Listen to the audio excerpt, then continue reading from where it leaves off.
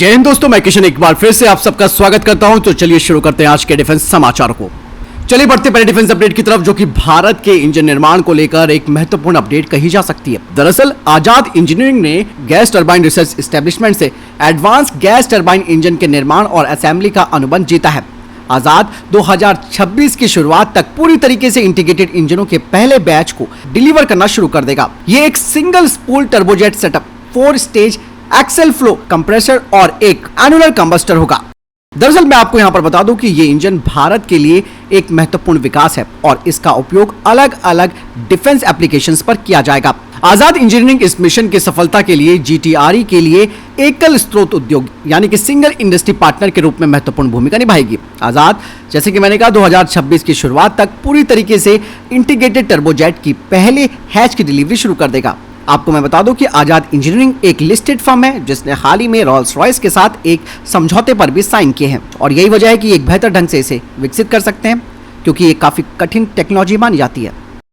बढ़ते next update की तरफ दोस्तों, भारत फोर्स के अधिकारियों की तरफ से एक बड़ा अपडेट आया है। उन्होंने कहा है कि 307 जो ATAGS हैं उनके लिए फाइनल यानी कि अंतिम जो मंजूरी है वो भारतीय चुनाव के बाद हो सकती है। ATAGS टाटा डिफेंस और भारत फोर्स के बीच एक सहयोगात्मक प्रयास है जिसका उद्देश्य भारतीय सेना की पुरानी तोपों को बदलना है। जबकि दोनों कंपनियों ने ATAGS के 2 अलग अलग वेरिएंट विकसित किए हैं। भारतीय सेना ने अभी तक बड़े पैमाने पर उत्पादन के लिए इन्हें सिलेक्ट नहीं किया है और नई सरकार आने के बाद 307 यूनिटों के लिए एक बड़ा ऑर्डर दिया जा सकता है। चलिए बढ़ते नेक्स्ट अपडेट की तरफ। दोस्तों आप सब जानते हैं कि भारत का जो मेल यूएवी प्रोग्राम है यानी कि medium altitude long endurance UAV program, जिसमें कि आर्चर और तपस 2 परियोजनाएं, लेकिन इन दोनों में ही देरी देखी जा रही है। लेकिन दोस्तों ये एक बहुत बड़ी चुनौती भी है कि हम स्वदेशी प्रोग्राम पर इतना फोकस नहीं कर पा रहे हैं और विदेशी ड्रोनों को खरीद रहे हैं। लेकिन यहाँ पर एक बात सामने आई है जिसमें ये कहा गया है कि अगर मेल यूएवी को तेजी से विकसित करना है और इन दोनों परियोजनाओं को तेजी से विकसित करना है तो डीआरडीओ को अपनी टेक्नोलॉजी किसी योग्य भारतीय निजी क्षेत्र की कंपनियों को ट्रांसफर करनी चाहिए, क्योंकि दोस्तों निजी कंपनियां आप सब जानते हैं कि वो काफी तेजी से इस काम को कर सकती हैं। साथ ही डीआरडीओ की विशेषज्ञता का भी लाभ वो उठाएंगी और डीआरडीओ इस नॉलेज को शेयर करता है इन निजी कंपनियों के साथ, तो जो मौजूदा टेक्नोलॉजी है उसका भी फायदा उठाया जा सकता है और मेल यूएवी का जो डेवलपमेंटल साइकिल है यानी कि विकास चक्र है वो तेजी से आगे बढ़ेगा। और यही नहीं दोस्तों, निजी कंपनियां सरकार के नेतृत्व वाली परियोजनाओं की तुलना में तेजी से और कम लागत पर मेल यूएवी को भी विकसित कर सकती हैं। और यही नहीं दोस्तों, अगर प्राइवेट सेक्टर की फर्म्स मेल यूएवी को तैयार करती हैं डीआरडीओ के सहयोग के साथ, तो न केवल मेल यूएवी का विकास तेजी से बढ़ेगा बल्कि इसे और आधुनिक किया जा सकता है और भारतीय निजी क्षेत्र के साथ मेल यूएवी तकनीक साझा करना एक रणनीतिक कदम हो सकता है। लेकिन यहाँ पर बात आती है कि कंपनियां कौन सी हैं, उनका रिकॉर्ड क्या है, क्योंकि ये टेक्नोलॉजी अगर ट्रांसफ़र की जाती है तो इसके लीक होने के चांसेस भी ज़्यादा रहते हैं। केवल हमें एक ही पार्ट नहीं देखना चाहिए बल्कि ये भी देखना चाहिए कि कहीं डेटा लीक ना हो जाए। तो ऐसे में अगर इस तरीके से विचार किया जाता है और किसी कंपनी को चुना जाता है मेल यूएवी के डेवलपमेंट में, तो हमारे तपस और आर्चर प्रोग्राम है वो तेज़ी से आगे बढ़ेंगे। फिलहाल इस बारे में आपको क्या लगता है मुझे कमेंट सेक्शन में लिखकर जरूर बताइएगा। बढ़ते नेक्स्ट अपडेट की तरफ दोस्तों, आप सब जानते हैं कि तेजस मार्क 2 प्रोग्राम के लिए अमेरिकी F414 इंजन को इस पर लगाया जाएगा। लेकिन मैं आपको बता दूं कि इंडियन एयरफोर्स के लिए अमेरिकी F414 इंजन पहली चॉइस नहीं थी, बल्कि इंडियन एयरफोर्स यूरोजेट EJ200 इंजन को चाहती थी, जो कि यूरोफाइटर टाइफून को पावर देते हैं। लेकिन एरोनॉटिकल डेवलपमेंट एजेंसी ने F414 इंजन को ही चुना। कारण था इसका प्राइस फैक्टर, यानी कि कीमत संबंधी जो बात थी उसे देखते हुए F414 इंजन को चुना गया, क्योंकि जी ने इसे सस्ते ऑप्शन के तौर पर भारत को पेश किया। वर्तमान में 16 F414 इंजन डिलीवर किए जा चुके हैं, जो कि तेजस मार्क 2 प्रोटोटाइप, इसके अलावा ग्राउंड और फ्लाइट टेस्ट और आगे के जो प्रोडक्शन है उनमें इस्तेमाल किए जाएंगे। यहाँ पर दोस्तों आपको ये बात भी मालूम होनी चाहिए, जो कि मैंने डिफेंस अपडेट में बताई भी थी, कि अगर भारत F414 इंजन निर्मित कोई भी फाइटर जेट है उसे एक्सपोर्ट करता है तो उसके लिए हमें अमेरिका से परमिशन लेनी होगी। लेकिन EJ200 के मामले में ये सब नहीं था। बढ़ते नेक्स्ट अपडेट की तरफ। आप सबको मालूम है कि अर्जेंटीना की एयरफोर्स ने भारत के LCA तेजस और चाइना निर्मित JF-17 फाइटर जेट को दरकिनार करते हुए पुराने F-16 फाइटर जेट्स को प्राथमिकता दी। लेकिन दोस्तों अब अर्जेंटीना की तरफ से एक खबर आई है कि जिसमें उन्होंने LCA तेजस को काफी अच्छा बताया है, लेकिन JF-17 की तो उन्होंने मट्टी पलीत कर दी है। हालांकि दोस्तों अर्जेंटीना ने LCA तेजस को इसलिए भी मना किया क्योंकि इसमें ब्रिटिश कंपोनेंट्स इस्तेमाल किए गए थे।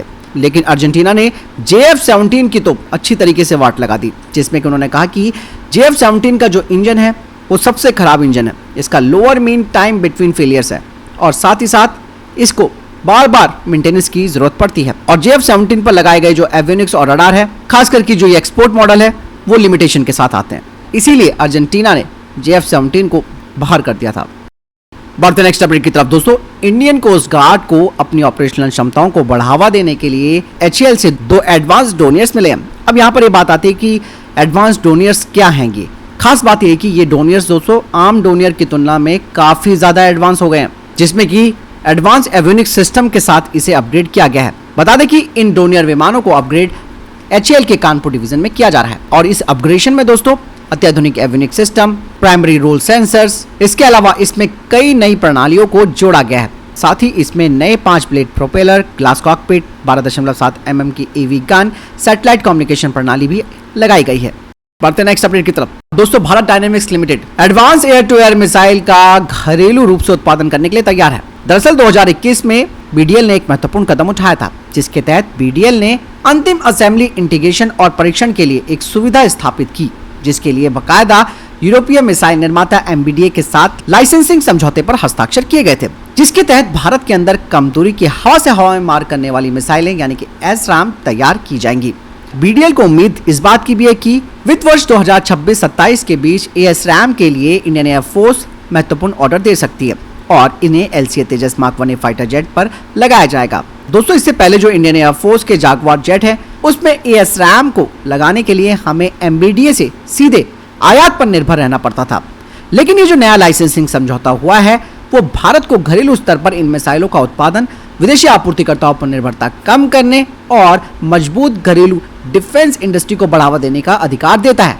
और ASRAAM नई जनरेशन की क्लोज कॉम्बैक्ट मिसाइल है, जिसे कि असाधारण प्रदर्शन के लिए डिजाइन किया गया है और इन मिसाइलों का निर्माण अब भारत में किया जाएगा, जिससे कि हमारी निर्भरता खासतौर पर MBDA पर कम हो जाएगी। बढ़ते नेक्स्ट अपडेट की तरफ दोस्तों, एरोनॉटिकल डेवलपमेंट एजेंसी ने लाइट कॉम्बैक्ट एयरक्राफ्ट तेजस मार्क 1A वेरिएंट के लिए महत्वपूर्ण यानी कि क्रूशियल एनालिसिस के लिए एक नया टेंडर जारी किया है और ये टेंडर इस उन्नत फाइटर जेट पर नई हवा से हवा में मार करने वाली मिसाइलों और अन्य हथियारों को इंटीग्रेटेड करने पर यानी कि एकीकृत करने में केंद्रित है। और स्टैंडर्ड डॉक्यूमेंट के अनुसार जो चयनित विक्रेता है उसको इस फाइटर जेट के लिए arrow servo elastic analysis, static stability and controllability का विश्लेषण करना होगा। नई हथियार प्रणालियों से लैस हो जाने के बाद फाइटर जेट की सुरक्षित और स्थिर उड़ान विशेषताओं को सुनिश्चित करने के लिए ये विश्लेषण दोस्तों काफी महत्वपूर्ण हो जाता है। इसमें LCA मार्क 1A पर single advance short range air to air missile को इंटीग्रेट करने के प्रभाव का विश्लेषण करना भी शामिल है।